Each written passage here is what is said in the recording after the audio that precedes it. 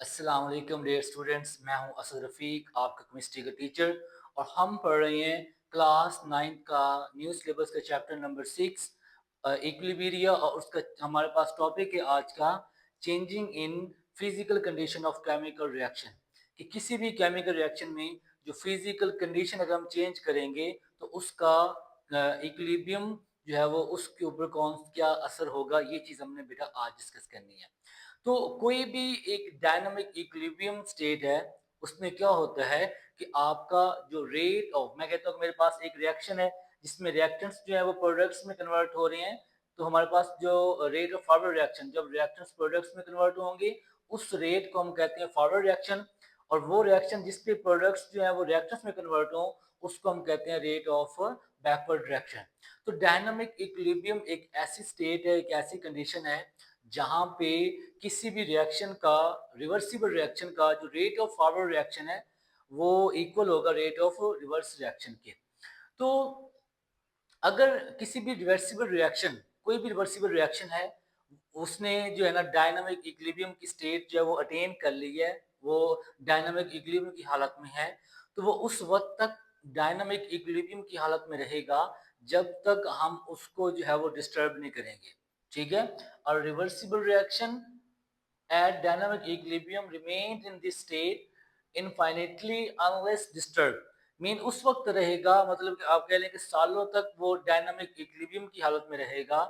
ठीक है। मीन के क्या है जी, लामहदूद टाइम तक जो है वो डायनामिक इक्विलिब्रियम की हालत में रहेगा जब तक अनलेस डिस्टर्ब, जब तक हम उसको जो है वो डिस्टर्ब नहीं करते, वो रिवर्सिबल रिएक्शन जो है वो डिस्टर्ब नहीं होता। अच्छा, कोई भी हमारे पास एक रिवर्सिबल रिएक्शन है, उसकी डायनामिक इक्विलिब्रियम की स्टेट है, उसको डिस्टर्ब करने के डिफरेंट वेज हैं। कौन कौन से जी हमारे पास है? Ways to disturb the system. हमारे पास 5 वेज हैं जिससे क्या हो सकता है कोई भी डायनामिक इक्विलिब्रियम जो है, किसी भी रिवर्सिबल रिएक्शन की जो डायनामिक इक्विलिब्रियम स्टेट है वो डिस्टर्ब हो सकती है। वो कौन कौन से हैं बेटा? कि फर्स्ट हमारे पास है कि एडिंग और विदड्रॉइंग द रिएक्टेंट्स। कि हमारे पास जो रिवर्सिबल रिएक्शन है उसमें से हम क्या करें कि ये जो हमारे पास रिएक्टेंट्स हैं, इन रिएक्टेंट्स में से किसी को ऐड कर लें या फिर क्या कर लें, इसको विदड्रॉ कर लें। या सेकंड हमारे पास क्या जी वे, एडिंग और विदड्रॉइंग द प्रोडक्ट्स। प्रोडक्ट्स में से किसी भी जो है वो हमारे पास स्पीशी है, कोई एक प्रोडक्ट हम निकाल लेते हैं या कोई एक प्रोडक्ट जो है वो कोई और उसमें कुछ चीज़ ऐड कर देते हैं, उससे भी हमारा जो है वो केमिकल रिएक्शन जो है, रिवर्सिबल रिएक्शन, वो डिस्टर्ब हो जाएगा। सेकंड हमारे पास वे जो है वो कौन सा है, changing the temperature of reaction. अगर हम किसी भी केमिकल रिएक्शन का टेम्परेचर चेंज कर दें उससे भी जो है वो डायनामिक इक्विलिब्रियम जो है वो डिस्टर्ब हो जाएगा। Changing the pressure of reaction, pressure जो है वो इंक्रीज करने से या डिक्रीज करने से डायनामिक इक्विलिब्रियम जो है वो डिस्टर्ब हो जाएगा। और लास्ट हमारे पास है इफेक्ट ऑफ अ कैटलिस्ट। अगर हम किसी भी केमिकल रिएक्शन में कोई कैटलिस्ट जो है वो ऐड करते हैं उससे भी क्या होगा, आपका जो डायनामिक इक्विलिब्रियम है वो डिस्टर्ब हो सकता है। फिर एक शॉर्ट क्वेश्चन आपसे पूछा जा सकता है, राइट द नेम या write the ways to disturb a system a chemical reaction. किसी भी केमिकल रिएक्शन को डिस्टर्ब जो है वो करने वाले वेज जो है वो आप लिखें। तो आपने ये बेटा लिख देने हैं। तो फर्स्ट ये जो हमारे पास है ना, एडिंग और withdrawing the reactants and adding और विथड्रॉइंग द प्रोडक्ट्स, इसको मैंने एक ही हेडिंग में कन्वर्ट किया है, इफेक्ट ऑफ कंसंट्रेशन। कंसंट्रेशन हमारे पास क्या होता है, अमाउंट ऑफ रिएक्टेंट और अमाउंट ऑफ प्रोडक्ट को हम कंसंट्रेशन कहते हैं। कि कितनी अमाउंट रिएक्टेंट्स की जो है वो रेड कर रही है और कितनी अमाउंट जो है वो प्रोडक्ट की बन रही है, उसको बेटा हम नाम देते हैं concentration of reactant and products. तो अगर हम क्या करें, इफेक्ट ऑफ कंसंट्रेशन में फर्स्ट हेडिंग जो हमने डिस्कस करनी है वो हमारे पास है एडिंग मोर नाइट्रोजन। कि ये हमारे पास है कि एडिंग और विदड्रॉइंग द रिएक्टेंट्स। कि हम रिएक्टेंट्स में से अगर किसी चीज को ऐड करते हैं या क्या जी विदड्रॉ करते हैं तो उससे क्या असर होगा। देखें, हमारे बुक वालों ने हमें एक रिएक्शन दिया है, hybrid process, production of ammonia through hybrid process. तो वो कैसे होता है, जब हम नाइट्रोजन का एक मोल और हाइड्रोजन के 3 मोल को आपस में रिएक्ट करवाएं एट द कंडीशन, कौन सी कंडीशन है जी, कि जो टेम्परेचर है वो 400 डिग्री सेंटीग्रेड होना चाहिए और कैटलिस्ट जो है वो हमारे पास आयरन होना चाहिए, तो हमारे पास 2 मोल्स ऑफ अमोनिया के बनेंगे। वो कह रहा है कि आपके पास ये एक केमिकल रिएक्शन है, रिवर्सिबल रिएक्शन है, ठीक है, जिसमें क्या है जी अमोनिया प्रोड्यूस हो रही है। तो अगर हम इसके ये जो रिएक्टेंट्स हैं, इस रिएक्टेंट्स में क्या करें कि ये जो हमारे पास नाइट्रोजन है, तो हम नाइट्रोजन की और मिकदार जो है वो इसमें क्या करें जी ऐड कर दें। नाइट्रोजन की और मिकदार जो है इसमें ऐड करेंगे। तो पहले नाइट्रोजन जो है वो ऐड करने से पहले कोई भी जो हमारे पास रिवर्सिबल रिएक्शन है, अगर वो इक्विलिब्रियम की स्टेज पे है, तो उसके जो रिएक्टेंट्स की कंसंट्रेशन होगी और प्रोडक्ट्स की कंसंट्रेशन के इक्वल होगी। मीन नाइट्रोजन को ऐड करने से पहले ये हमारे पास रिएक्टेंट्स हैं नाइट्रोजन और हाइड्रोजन, ठीक है, इनकी कंसंट्रेशन प्रोडक्ट की कंसंट्रेशन के इक्वल होती है at equilibrium. At equilibrium concentration remains constant, कि जब भी कोई रिवर्सिबल रिएक्शन डायनामिक इक्विलिब्रियम की स्टेट में होगा, तो उस टाइम बेटा हमारे पास जो रिएक्टेंट की कंसंट्रेशन है और जो प्रोडक्ट की कंसंट्रेशन है वो इक्वल होगी। अगर हम क्या करते हैं रिएक्टेंट की कंसंट्रेशन को चेंज करते हैं, मीन नाइट्रोजन जो है वो उसकी अमाउंट जो है वो ऐड करते हैं, when we add nitrogen its concentration is increase, ठीक है, जैसे ही हम नाइट्रोजन को इसमें ऐड करेंगे रिएक्टेंट में, तो हमारे पास नाइट्रोजन की कंसंट्रेशन जो है वो ज्यादा हो जाएगी, रिएक्टेंट की कंसंट्रेशन ज्यादा हो जाएगी, प्रोडक्ट्स की कम हो जाएगी। और जहां पे हमारे पास रिएक्टेंट की कंसंट्रेशन ज्यादा होगी, तो हमारे पास नाइट्रोजन जो है वो हाइड्रोजन के साथ मिलेगा, ठीक है, उसके साथ कंबाइन होगा और अमोनिया जो है वो बनना शुरू हो जाएगा। मीन हमारे पास जो रिएक्शन है वो राइट साइड पे शिफ्ट हो जाएगा, ठीक है। तो when we add nitrogen its concentration is increase and system shifted to right side to produce more ammonia, ठीक है, कि जैसे ही हमने नाइट्रोजन को ऐड किया, नाइट्रोजन को ऐड करने से हमारे पास इस रिएक्शन में नाइट्रोजन की कंसंट्रेशन इंक्रीज हो गई। नाइट्रोजन की कंसंट्रेशन इंक्रीज हुई तो हमारे पास इक्विलिब्रियम जो है ना वो डिस्टर्ब हो गया।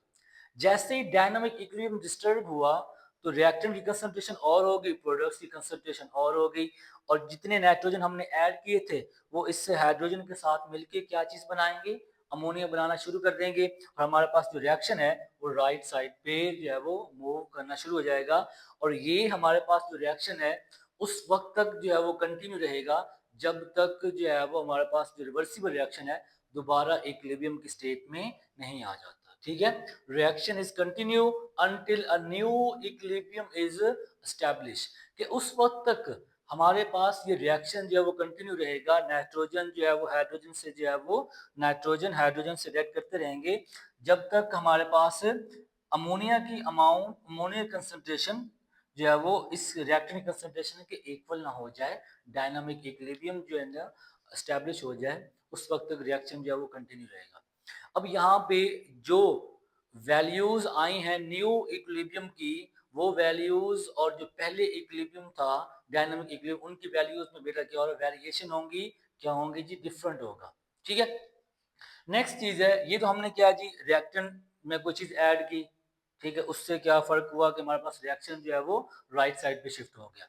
अगर हम क्या करते हैं विथड्रॉइंग ऑफ अमोनिया, प्रोडक्ट में से हमारे पास क्या जी वही hybrid process production of ammonia, अगर हम प्रोडक्ट में से अमोनिया को विथड्रॉ करते हैं, निकाल लेते हैं, तो बेटा जब हम यहाँ से अमोनिया को निकालेंगे, ठीक है, तो हमारे पास डायनामिक इक्विलिब्रियम जो है वो सिस्टम जो है वो डिस्टर्ब हो जाएगा, ठीक है। जब भी हम किसी भी डायनामिक इक्विलिब्रियम में से प्रोडक्शन ऑफ प्रोडक्ट्स जो है ना, प्रोडक्ट्स जो है ना हमारे पास जो बन रहे हैं उनको हम विड्रॉ करना शुरू कर देंगे, तो हमारे पास क्या हो जाएगा जी, इक्विलिब्रियम डिस्टर्ब हो जाएगा and nitrogen and hydrogen react to form more ammonia. जैसे ये हमारे पास रिएक्शन है, ठीक है, नाइट्रोजन जो है वो हाइड्रोजन से मिलकर अमोनिया बना रहे हैं। अब जब हम यहाँ से अमोनिया को विड्रॉ करेंगे, अमोनिया को निकाल लेंगे, तो यहाँ पे अमोनिया की कंसंट्रेशन कम हो जाएगी प्रोडक्ट साइड पे।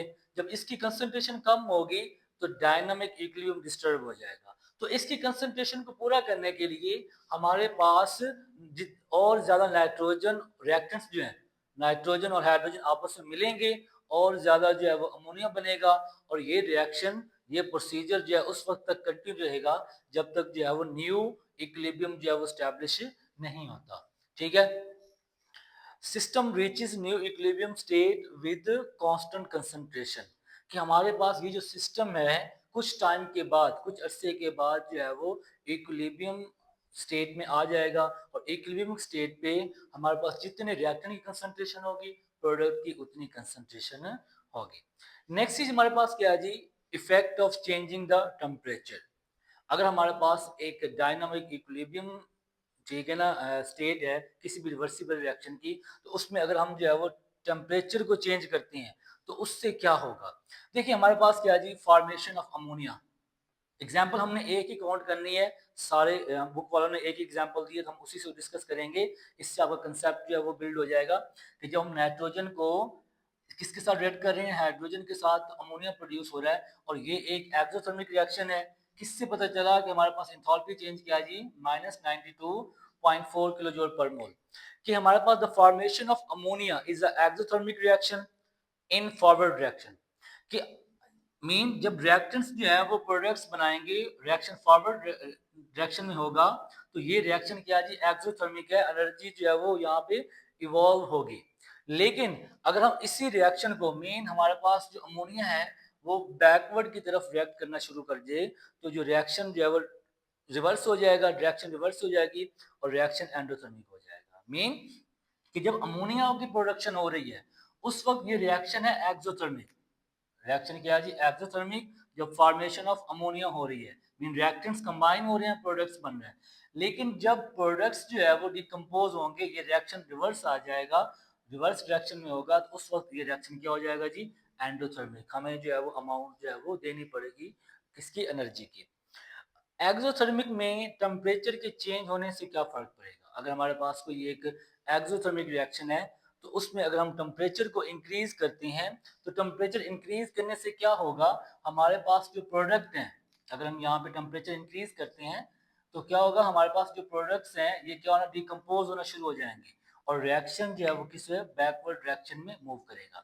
Increase in temperature push the reaction backward direction.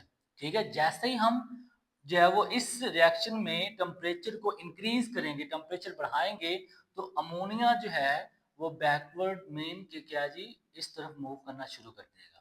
क्यों, जैसे टेम्परेचर इंक्रीज करेंगे अमोनिया क्या करेगा, डिकम्पोज हो जाएगा, टूट जाएगा, और नाइट्रोजन और हाइड्रोजन के मॉलिक्यूल्स को में कन्वर्ट हो जाएगा।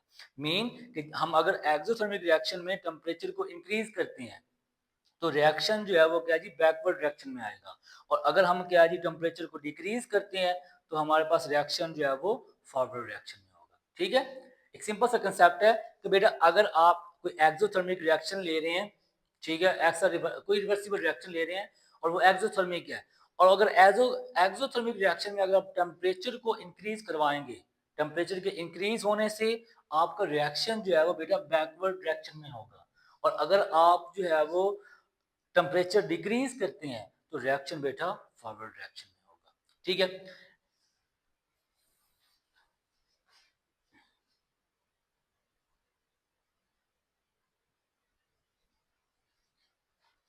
नेक्स्ट बेटा हमारे पास है effect of change in pressure.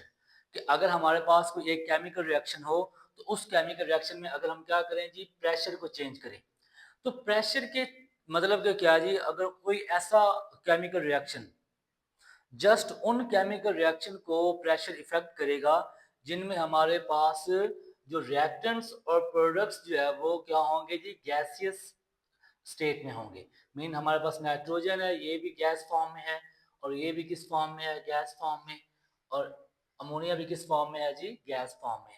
तो हमारे पास only effect gaseous reaction in which number of moles of reactant and product is different. कि वो रिवर्सिबल रिएक्शन जिनकी जो फिजिकल स्टेट है वो गैसियस होनी चाहिए। मीन मैं कहता हूँ कि मेरे पास एक रिएक्शन है, हाइड्रोजन ये आयोडीन के साथ रिएक्ट करके क्या बना रहा है जी, हाइड्रोजन आयोडाइड बना रहा है। यहाँ पे ये तो गैसियस फॉर्म में है, लेकिन ये किस फॉर्म में है जी, सॉलिड फॉर्म में है। ठीक है, तो वो कह रहा है कि आपके पास वो रिवर्सिबल रिएक्शन जिनकी फिजिकल स्टेट जो है वो गैसेस हो, जस्ट उन पे क्या होगा, प्रेशर का इफेक्ट होगा।